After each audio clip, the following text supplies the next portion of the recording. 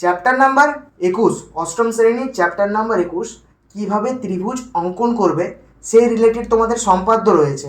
তো আমি তোমাদের দেখাবো কীভাবে ত্রিভুজ অঙ্কন করতে হয়। তো আর বেশি দেরি না করে কোষে দেখি কোষের এক দাগের অঙ্কে আসা যাক। এক দাগের অঙ্কে কী বলা রয়েছে, একটা ত্রিভুজ অঙ্কন করি যার দুটি বাহুর দৈর্ঘ্য যথাক্রমে 6 সেমি এবং 7 সেমি। 7 সেমির দৈর্ঘ্যের বাহুর বিপরীতের কোণটা কত হবে? 60 ডিগ্রি। বাহুর মাপ কিরূপ হলে বলেছে আমাদের দুটো ত্রিভুজ পাবো।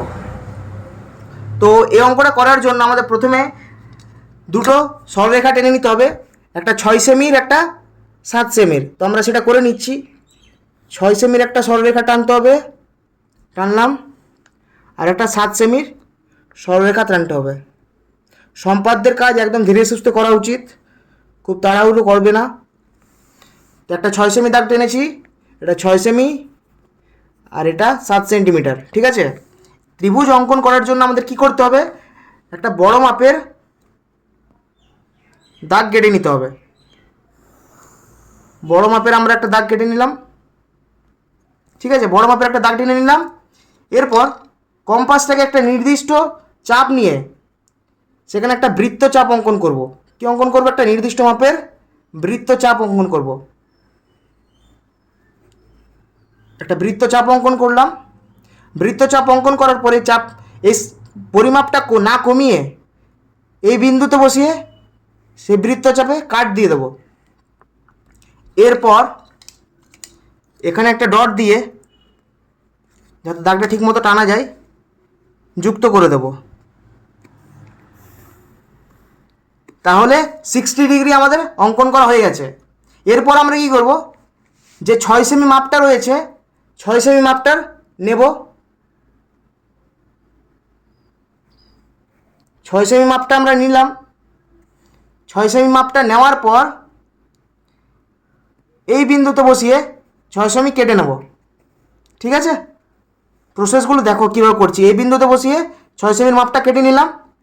এরপর আমরা 7 সেমি যে মাপটা রয়েছে সেই মাপটা নেব।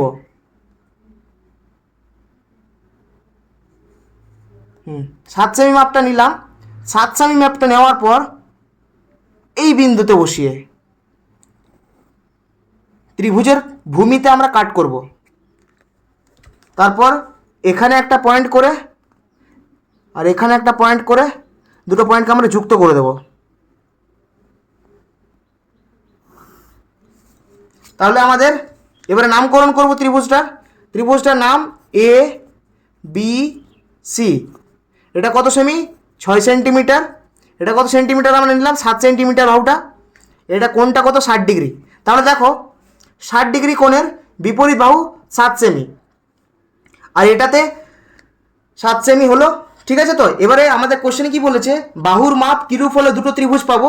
বাহুর মাপটা কিরূপ হলে, যদি এবি বাহুটা গ্রেটার দেন হয় এসির থেকে, তাহলে এবি বাহুটা যদি এসির থেকে বড় হয় তাহলেই আমরা দুটো ত্রিভুজ পাবো।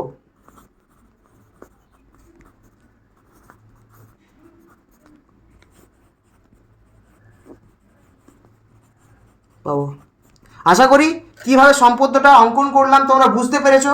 তাহলে আমি 2 দাগের সম্পাদ্য এবার আসছি। এবারে আমরা 2 দাগের অঙ্কটা করব। ঠিক আছে, তাহলে 2 দাগের অঙ্কে যেভাবে বলা রয়েছে সেভাবে আমরা দাগগুলো কেটে নিচ্ছি। একটা দাগ বলেছে 6 সেন্টিমিটার, তাহলে 0 থেকে 6 দাগটা কেটে নিলাম। আবার একটা বলেছে 9 সেন্টিমিটার, তাহলে 0 থেকে 9 আমরা নিয়ে নিলাম। ঠিক আছে, দুটো দাগ কেটে নিয়েছি। এরপর আমাদের কি করতে হবে, একটা বড় দেখে দাগ টানতে হবে। ঠিক আছে, আমরা তাই করছি। বড় করে একটা দাগ কাটলাম। ঠিক আছে, বড় একটা দাগ কেটেছি। এবারে বলেছে 9 সেন্টিমিটারের বিপরীত কোণটা হবে 105 ডিগ্রি। তাহলে আমরা এখানে 105 ডিগ্রি একটা কোণ অঙ্কন করব। চাঁদাটা আমরা বসালাম, দেখো একদম ঠিক বসেছে। এরপর দেখতে হবে আমাদের কোথায় 105 ডিগ্রি। 90 ডিগ্রি, 80 ডিগ্রি হচ্ছে এখানে, দেখো 110 ডিগ্রি আর 100, তার মাঝে হচ্ছে 105 ডিগ্রি। ঠিক আছে, আমরা পয়েন্ট আউট করলাম। তারপর এটা যুক্ত করে বাড়িয়ে দেবো। তাহলে আমরা সেটাই করছি, যুক্ত করে বাড়িয়ে দিলাম। তাহলে আমাদের 105 ডিগ্রি কোণ অঙ্কন হয়ে গেছে। কোণটার মান কত? 105 5 ডিগ্রি। ঠিক আছে, এরপর আমাদের কি করতে হবে, 6 সেন্টিমিটার যে মাপটা রয়েছে এখানে, এখানে দেখো 6 সেন্টিমিটার একটা মাপ নিয়েছিলাম, সেই মাপটা আমাদের কাটতে হবে। 6 সেন্টিমিটার মাপটা তাহলে আমরা কাটি।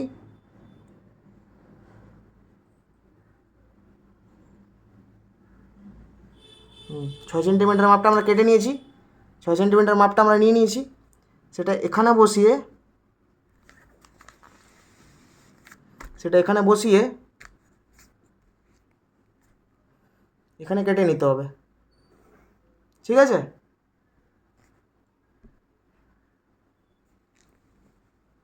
এখানে বসিয়ে এখানে কেটে নিলাম। এরপর 9 সেন্টিমিটার যে মাপটা নিয়ে রয়েছে, 9 সেন্টিমিটার যে মাপটা রয়েছে সেই মাপটা আমরা নেব। একইভাবে আমরা 9 সেন্টিমিটারের মাপটাও নেব। 9 সেন্টিমিটারের মাপটা নিলাম। 9 সেন্টিমিটারের মাপটা নেওয়ার পর কী করতে হবে বলো তো, এখানে বসিয়ে, এখানে একটা পয়েন্ট আউট করে নাও, এখানে বসিয়ে ভূমিতে কাট দেবো। ভূমিতে কাট দিয়েছি। এরপর আমাদের কি করতে হবে, এখানে একটা পয়েন্ট আউট করতে হবে, মানে পয়েন্ট দিতে হবে। এই পয়েন্টটার সাথে উপরের পয়েন্টটাকে যুক্ত করতে হবে। যুক্ত করলাম। ঠিক আছে, তাহলে এবিসি ত্রিভুজ অঙ্কন হয়ে গেছে। এ বি সি ত্রিভুজ অঙ্কন হয়ে গেছে, যার কোণটা হচ্ছে 105 ডিগ্রি। এবারে দেখো, এটা 6 সেন্টিমিটার ছিল, এটা 9 সেন্টিমিটার। 9 সেন্টিমিটারের বিপরীত হবে 105 ডিগ্রি। এবারে বলেছে যে কখন আমরা দুটো ত্রিভুজ আঁকতে পারবো না, যদি এসি গ্রেটার দেন এবি হয় তবে আঁকতে পারবো না। এসি গ্রেটার দেন এবি হয় তবে আঁকতে পারবো না, এটা হবে অ্যান্সার। ঠিক আছে, তো এই অঙ্কগুলো করার জন্য দেখো ত্রিভুজটা প্রথমে অঙ্কন করে নেবে। এরপর তোমরা দেখবে যেটা বিপরীত বাহু রয়েছে, বিপরীত বাহুর দৈর্ঘ্যটা যদি, বিপরীত বাহুর দৈর্ঘ্য যদি কোনটা যে বাহুর সাথে যুক্ত আছে সেই বাহুর থেকে বড় হয়, তাহলে কখনো আমরা ত্রিভুজ একটার বেশি আঁকতে পারবো না, একটাই অঙ্কন করা হবে। আর যদি বিপরীত বাহুর দৈর্ঘ্য কোণের সাথে যুক্ত বাহুর দৈর্ঘ্যের থেকে ছোট থাকে, যদি বিপরীত বাহুর দৈর্ঘ্য কোণের সাথে যুক্ত বাহুর দৈর্ঘ্যের থেকে ছোট থাকে, তাহলে দুটো ত্রিভুজ অঙ্কন করা সম্ভব। আশা করি তোমরা ভিডিওটা দেখে একটু হলেও বুঝতে পেরেছো কীভাবে ত্রিভুজ অঙ্কন করতে হয়। যদি ভিডিওটা দেখে ভালো লাগে থাকে তাহলে অবশ্যই ভিডিওটা বন্ধু বান্ধবদের মধ্যে শেয়ার করবে। আর আবারও দেখা হচ্ছে কোনো একটা ম্যাথামেটিক্সের ভিডিওতে। ততক্ষণে stay connected with friendly mathematics.